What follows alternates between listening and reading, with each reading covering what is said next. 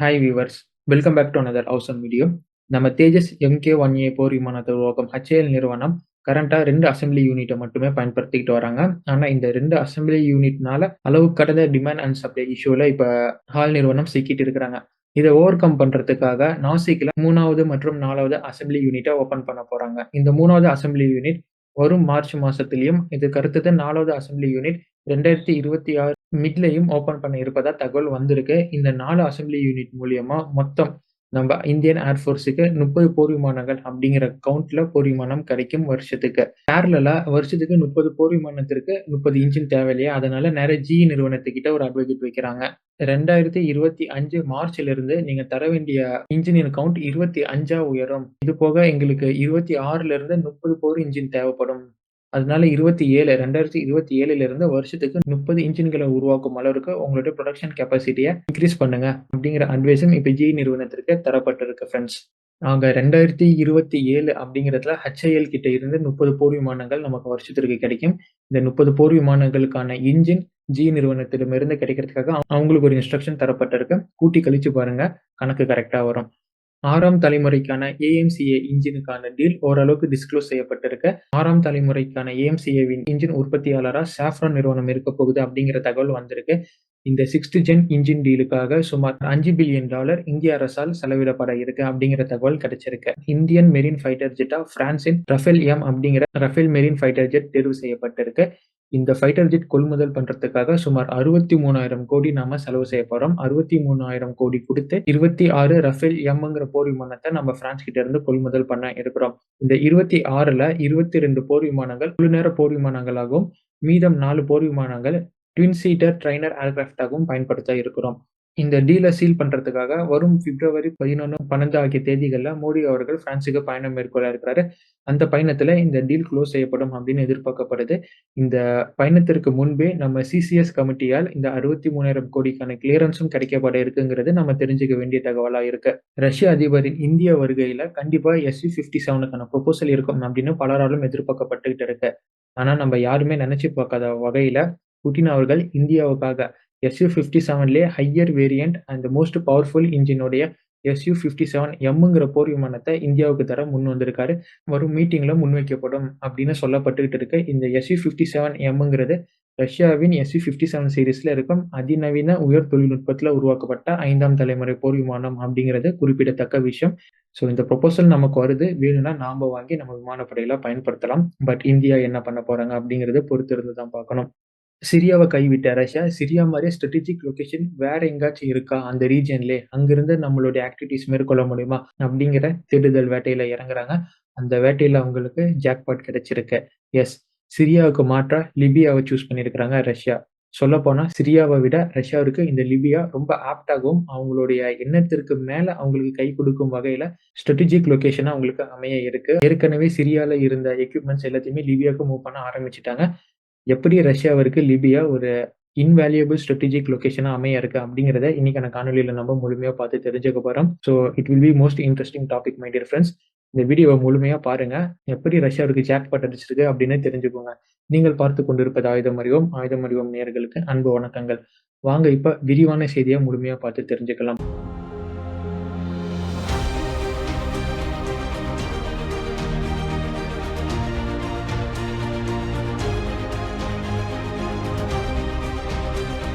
சிரியாவின் டார்டஸ் மற்றும் Hmeimim naval base ரஷ்யாவிற்கு ஸ்ட்ராட்டஜிக், லாஜிஸ்டிக் அண்ட் ஸ்டேஜிங் பாயிண்டா இருந்துட்டு இருந்தது. இங்க இருந்து ஆப்பிரிக்கால தங்களோட காய்களை ரஷ்யா நகர்த்திக்கிட்டு இருந்தாங்க. கூடவே நேட்டோ நாடுகளின் நடவடிக்கைகளும் கவனிக்க இந்த 2 நேவல் பேஸும் ரஷ்யாவிற்கு பெரிய அளவுக்கு கை கொடுத்தது. ஆனா பஷர் அல் அசாட் வீழ்ச்சிக்கு பிறகு சடசடன ரஷ்யாவின் இந்த 2 முக்கிய ராணுவ நிலையங்களும் காலி செய்ய வைக்கப்பட்டது. இந்த வெற்றி அமெரிக்கர்களால் பெரிய அளவுக்கு கொண்டாடப்பட்டது. ஆனா அப்ப அவங்களுக்கு தெரியாது ரஷ்யா காலை விட்டுட்டு கழுத்து பிடிக்க போறாங்க அப்படின்னு. ஏன்னா சிரியால இருந்து காலி செய்யப்பட்ட ராணுவ தளங்கள், பாதுகாப்பு சாதனங்கள் நேரா லிபியால போய் இறங்குது. இன்னும் கிளியராக சொல்லணும்னா சிரியாவின் ஹெமிம் பேஸ், டார்டஸ் நேவல் பேஸ் லிபியாவின் டாப்ரக் மற்றும் பெங்காசி பேஸ்களுக்கு மாற்றப்படுது. மிட் டிசம்பரில் ரஷ்யாவின் மிலிட்ரி கார்கோ விமானம் ஆன ஆன்டினோவ் AN-124 மற்றும் இல்யூஷன் IL-76 2 கார்கோ போர் விமானங்கள் நாள் ஒன்றுக்கு பல முறை சிரியாவிலிருந்து லிபியாவுக்கு தரையிறங்கி தன்னோட சாதனங்கள் டிரான்ஸ்ஃபர் பண்ணியிருக்கு. லிபியா ஒரு வெல் கண்ட்ரோல்டு டெமோக்ராட்டிக் கண்ட்ரியா அப்படின்னு பார்த்தா அது இல்லை.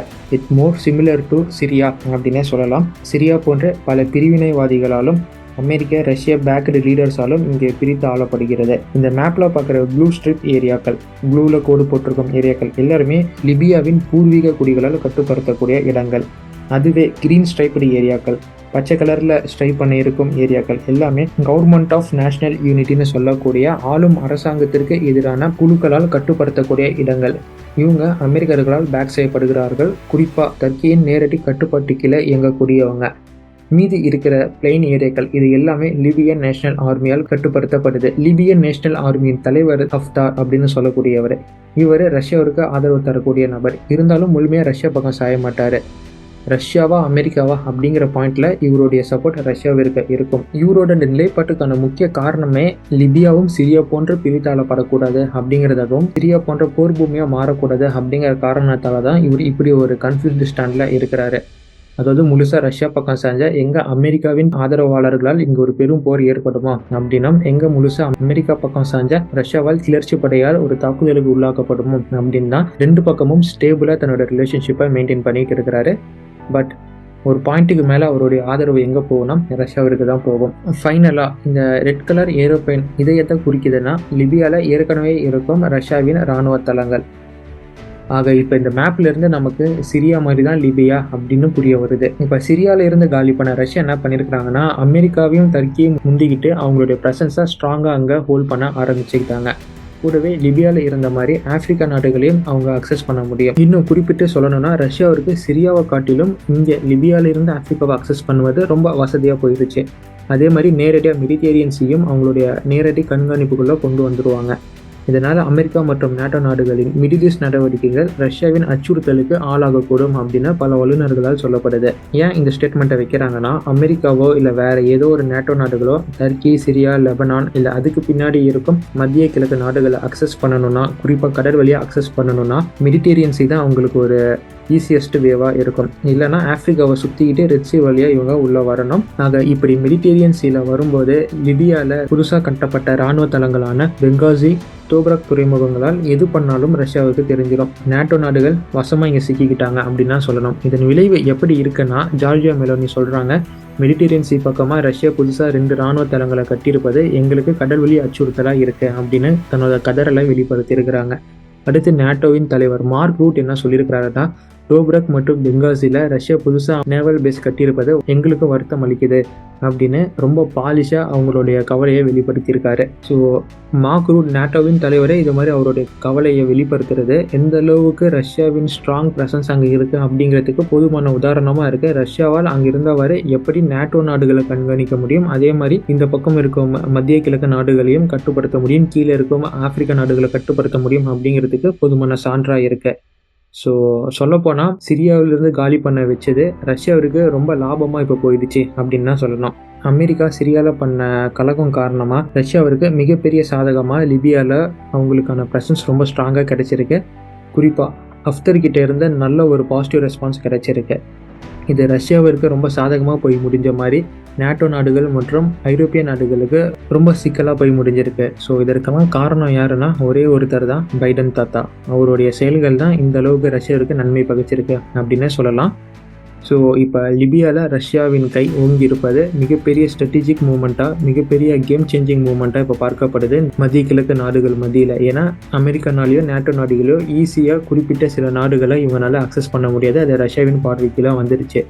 ஸோ இதற்கு மேலே அமெரிக்கா எது மாதிரியான காய் நகர்த்தல்கள் பண்ண போகிறாங்க அப்படிங்கிறது ரொம்ப இன்ட்ரெஸ்டிங்காகவே இருக்கும். குறிப்பாக மத்திய கிழக்கு நாடுகள் மத்தியில் ஒரு டேபிள் டர்ன் ஆகிறதுக்கு ரொம்ப காலம் ஆகாது அப்படின்னு நம்ம சொல்லலாம். சீக்கிரமாக ரஷ்யாவின் ஒரு கேம் அங்கே ஆரம்பிக்கலாம் அப்படின்னு கூட நம்ம சொல்லலாம். ஸோ பொறுத்திருந்து பார்க்கலாம் எது மாதிரியான மாறுதல்கள் இனிமேல் அந்த இடத்துல ஏற்பட போகுது அப்படின்னு. ஸோ இன்றைக்கான காணொலியில் பல முக்கியமான செய்திகளையும் தெரிஞ்சிருக்கிறோம். அதை பற்றின உங்களின் கருத்துக்கள் என்ன அப்படிங்கிறத கமெண்ட் பாக்ஸில் போடுங்க. பல சுவாரஸ்யமான செய்திகளையும் தெரிஞ்சுக்கலாம். அதற்கு நீங்கள் நம்மளுடைய ஆயுதம் அறிவோம் அப்படிங்கிற சேனலை சப்ஸ்கிரைப் பண்ணிக்கோங்க. Until it's signing off from ஆயுதம் அறிவோம். See you on next video. நன்றி, வணக்கம்.